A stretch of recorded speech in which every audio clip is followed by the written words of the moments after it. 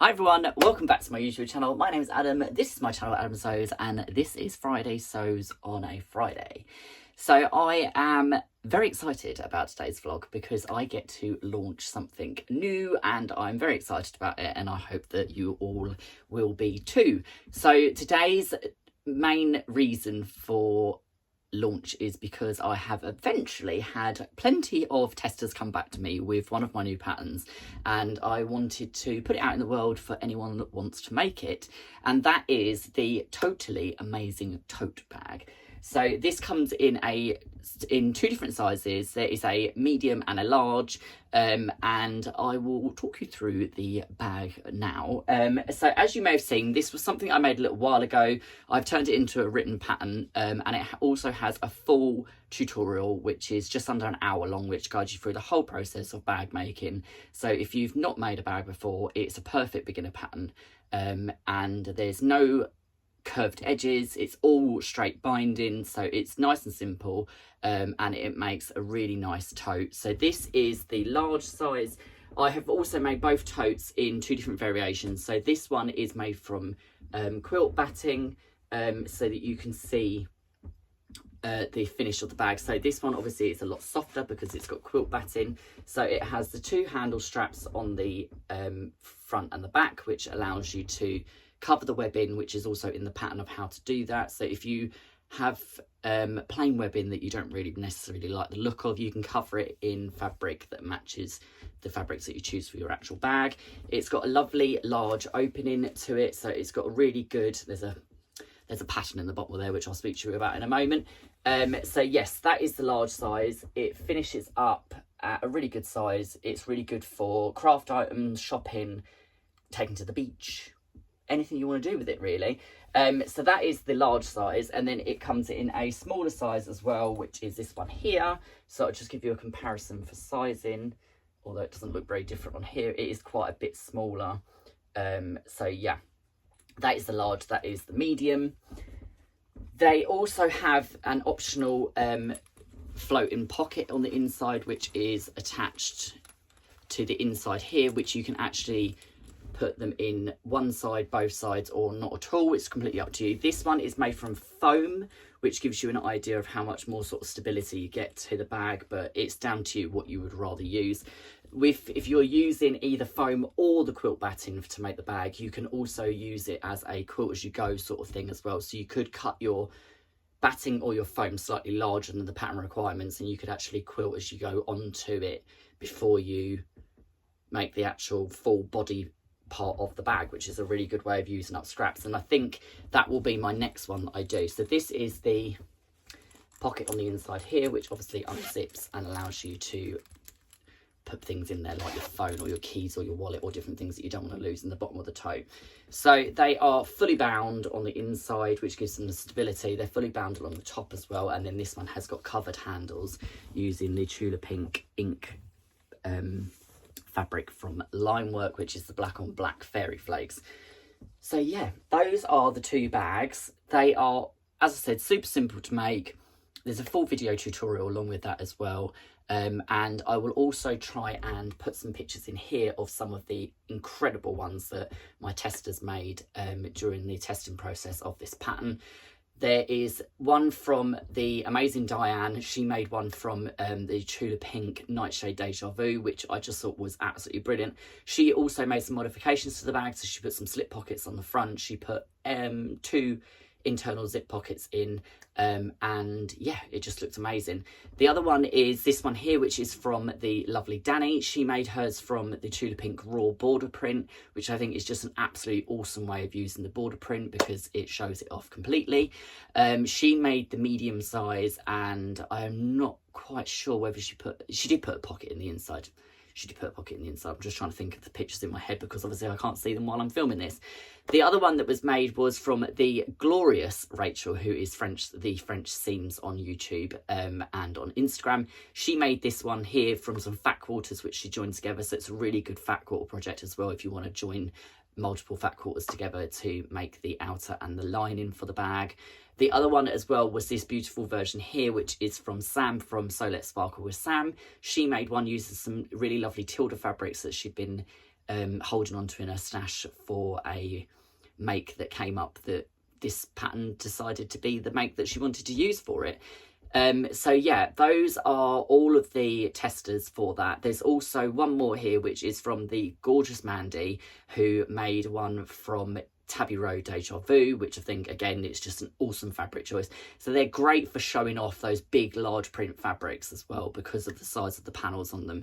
So if you've got any of the large cameos from Tulip Pink or large floral designs from Cafe, they work really well because they don't break up the pattern. So moving on away from the tote pattern, I will go through what I've been up to this week. So this week has been a bit of a bumper week of sewing. I've spent a lot of time in the sewing room this week trying to make sure that I can get through my pre-order list on top of pattern writing and everything else. I've got quite a lot done this week. So the first thing that I did this week was make some project bags for the lovely Mary. They are going to America with her caddy and her bum bag that I made last week, or fanny pack, however you want to say it, wherever you're from. So the ones that I made were these ones here. So there is this beautiful one that has got the Moon Garden. Just pop the other two down for a second. This has got the Moon Garden Hissy Fit snake on it, and then the Oopsie Daisy on the front. And again on the back, it has got the Moon Garden snake on there.